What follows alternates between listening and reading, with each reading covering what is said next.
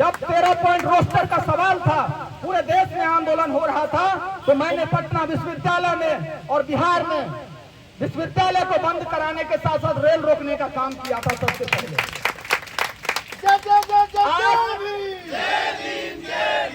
आज हमारे जो छात्र हैं, जो बहुजन समाज के भी छात्र पढ़ते हैं विश्वविद्यालय और कॉलेज में, उनको संघी बना दिया गया है। उनको धर्म के नफरत के आग में झोंक दिया गया है।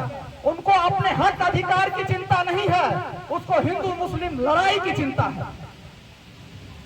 और यह सिर्फ राजनीतिक एजेंडा है भाजपा का, हिंदू मुस्लिम को लड़ाने का, दलित पिछड़ों को लड़ाने का।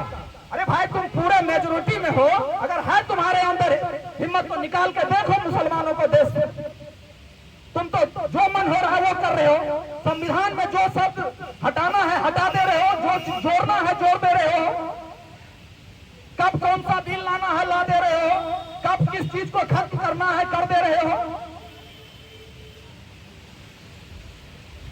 आज महिला रिजर्वेशन बिल आया, उसका हम लोग स्वागत करते हैं, लेकिन रिजर्वेशन में रिजर्वेशन क्यों नहीं तुम दोगे? और रिजर्वेशन में रिजर्वेशन की मांग जब सामाजिक न्याय से जुड़े दलों का रहा है, पिछड़े दलित समाज के नेताओं का रहा है, तो फिर उस संसद में बैठे हमारे लोग उसके पक्ष में वोट कैसे दे करके आ गया? इतने दिनों से तो रुका हुआ था। आज रीढ़ विहीन नेता संसद में बैठा हुआ है पिछड़ा और दलित का, जिसे हम और आप लोग वोट दे करके भेजते हैं। अगर रीढ़ वाले नेता होते तो आज जो उन्मादी भाषा संसद में बोला जा रहा है वह नहीं बोला जाता। आज जो बिल जब मन होता है लाने का ला दिया जाता है, वह नहीं ला पाता। बहुत दिनों से तो रुका हुआ था। आज कांग्रेस भी कह रही है ओबीसी का रिजर्वेशन होना चाहिए, एससी एसटी के रिजर्वेशन में महिला के रिजर्वेशन को जोड़ दिया गया। ये क्या है भाई? हर तरफ हमारे आपके हक अधिकार की हकमारी हो रही है और हम लोग दर्शक बने हुए हैं, चुप्पी साधे हुए हैं। हकीकत यही है। आखिर यह लड़ाई व्यापक स्तर पर कैसे फैलाई जाए?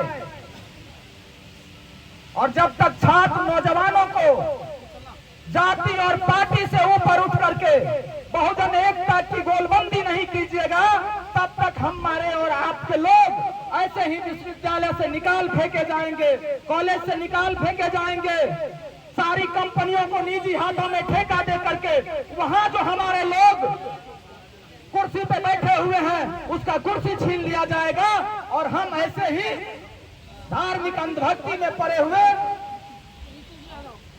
अपने हक अधिकार को अपने ही सामने खत्म होते हुए देखने को मजबूर हो जाएंगे। साथियों, आज जिस तरीके से संविधान को, लोकतांत्रिक मर्यादा को खत्म किया जा रहा है, रोंदा जा रहा है, यह कहीं से भी देश हित में उचित नहीं है। और सरकार सिर्फ और सिर्फ अपनी कुर्सी को बचाने के लिए सारी चीजों को लागू करते जा रही है।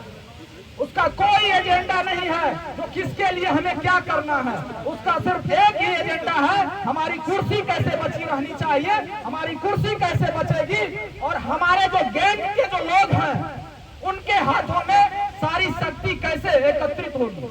यह गैंग चला रहा है देश। कोई प्रधानमंत्री और राजनीतिक दल नहीं चला रहा है। यह एक विशेष विचारधारा का गैंग जो है, जो समाज को, देश को छत विच्छत कर रहा है, तोड़ रहा है, लोकतंत्र को खत्म कर रहा है, संविधान को खत्म कर रहा है, संसदीय मर्यादा को ध्वस्त कर रहा है। उस गैंग को ध्वस्त करने की जरूरत है। और वह गैंग ध्वस्त होगा तब जब जाकर के बहुजन एकता बनेगी। एससी एसटी ओबीसी और माइनॉरिटी के लोगों को एकजुट होना होगा। और वह एकजुटता नेताओं के भरोसे नहीं होगी। इस बात को आप लिख लीजिए। कोई भी वर्ग का नेता नहीं चाहेगा जो छात्र नौजवानों की एकजुटता हो, क्योंकि उसको अपने ही समाज के नौजवानों से और नए नेतृत्व उभरने से डर हो रहा है। वह नहीं चाहता है नया नेतृत्व और नई लड़ाई लड़ने वाले लोग सामने आए। वह जैसे है वैसे ही, क्योंकि सारे नेता अंदर से मिले हुए रहते हैं। जो नहीं मिले हुए होते हैं उसके यहाँ ईडी सीबीआई प्रतिदिन जाते रहता है। जैसे बिहार में आप देख रहे हैं, बिहार में जब से महागठबंधन की सरकार बनी है, प्रतिदिन या तो राजद के विधायक एमपी के यहाँ या तो जदयू विधायक एमपी के यहाँ, कभी ईडी, कभी सीबीआई, कभी अन्य जांच एजेंसी किसी न किसी प्रकार से दोनों को अलग करने में, दोनों को तोड़ने में लगी हुई है। जो भी भाजपा के खिलाफ आज है उसको हर साजिश, हर हथकंडा अपना करके खत्म करने का, डराने का, धमकाने का, जेल भेजने का साजिश चल रहा है। और इस स्थिति में हम उनसे उम्मीद नहीं रख सकते हैं जो वो हमारे लिए आकर के लड़े, क्योंकि उन्हें डरा दिया गया है, उन्हें जेल भेजने की तैयारी है। और कई वर्षों से कई लोगों को जेल भेजने के बाद भी हम सलाम करते हैं, सैल्यूट करते हैं सामाजिक न्याय के योद्धा लालू यादव जी को, जिन्होंने राजनीति के शुरुआती दिन से आज तक सामंती शासक और भाजपा संघ के खिलाफ एक ही सुर में आज तक लड़ाई लड़ने का काम किया है और उसके खिलाफ आज तक षड्यंत्र चल रही है। इसलिए सामाजिक न्याय के सवाल पे, संविधान को बचाने के सवाल पे और अपने लोगों के हक अधिकार को बचाने के सवाल पे जब तक जहां भी जरूरत होगी लड़ाई लड़ने की, हम लोग लड़ेंगे। लेकिन यह लड़ाई हम लोगों का सफल कैसे हो, यह लड़ाई और मजबूती से कैसे आगे बढ़े, और जब तक तानाशाही शासन व्यवस्था को हमारे लोगों के, नौजवानों का डर नहीं दिखेगा, तब तक वो कुछ नहीं मानेगा। हम लोग तो बिहार में लड़ाई भी लड़ते हैं अपने सरकार के खिलाफ, लेकिन अपने हक अधिकार की जब बात आती है तो मजबूती से उठाते भी हैं। बिहार में उठा लेते हैं, लेकिन यूपी में वो स्थिति नहीं है। हम अपने सरकार के खिलाफ भी विरोध कर देते हैं और बात को मनवाते हैं, लेकिन जाइए आप यूपी, क्या स्थिति है। आपको कभी जयंती मनाने की इजाजत नहीं मिलती है, आपको अंबेडकर जयंती मनाने की इजाजत नहीं मिलती है। आखिर क्यों? यह क्या चल रहा है देश में? जिसने इस देश को बनाया, जिसने इस देश के संविधान को बनाया, उसी की हम चर्चा नहीं कर सकते हैं, उनके ऊपर बहस नहीं कर सकते हैं। ये कैसा शासन व्यवस्था है भाई? और जब चुनाव की बारी आती है तो हमारे ही लोगों को खैरात दे करके अन्य प्रकार से खरीद लिया जाता है। आजादी के 75 वर्षों के बाद भी अगर हम खैरात के आधार पर वोट देते हैं तो ऐसी आजादी का क्या मतलब है भाई? ये कौन सी आजादी है? हमारी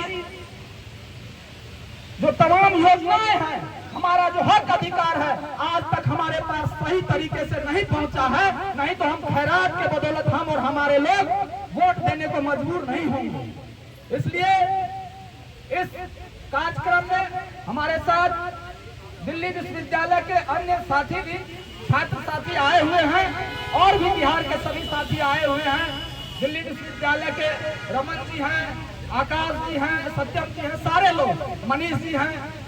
हम चाहेंगे लगातार आप लोगों का समर्थन और सपोर्ट इस धरना को मिलता रहे, और जब तक रितु मैम की जो मांग है उसको पूरा नहीं किया जाता है तो हम इस सवाल को लेकर के आप लोगों से वचन देते हैं, इस मुहिम को हम पटना में और पटना विश्वविद्यालय में निश्चित ही उठाने का काम करेंगे। यह हम वादा दे करके जाते हैं, क्योंकि अगर हम अपने लोगों के हक में, हम अपने लोगों की लड़ाई में साथ नहीं देंगे तो फिर हमारे लोग कमजोर पड़ेंगे और हमारा जो आने वाला पीढ़ी है उसे आज पता नहीं है कि देश में क्या चल रहा है, देश में क्या साजिश चल रही है, क्या चीज थोपा जा रहा है और किस ओर देश को ले जाया जा रहा है। इसलिए तमाम साथियों को हम धन्यवाद देते हुए अपनी बातों को खत्म करेंगे। यह लड़ाई तब तक चलती रहनी चाहिए जब तक कि रितु मैम की जो मांग है वह पूरी नहीं हो जाती है और यह तानाशाही जो प्रिंसिपल है उसकी बर्खास्तगी नहीं हो जाती है, तब तक तक यह लड़ाई अनवरत चलते रहनी चाहिए और इस लड़ाई को हम बिहार ले जाने के लिए प्रतिबद्ध है। यह संकल्प लेकर के हम अपनी बातों को खत्म करेंगे। जय भीम, जय भारत, जय संविधान।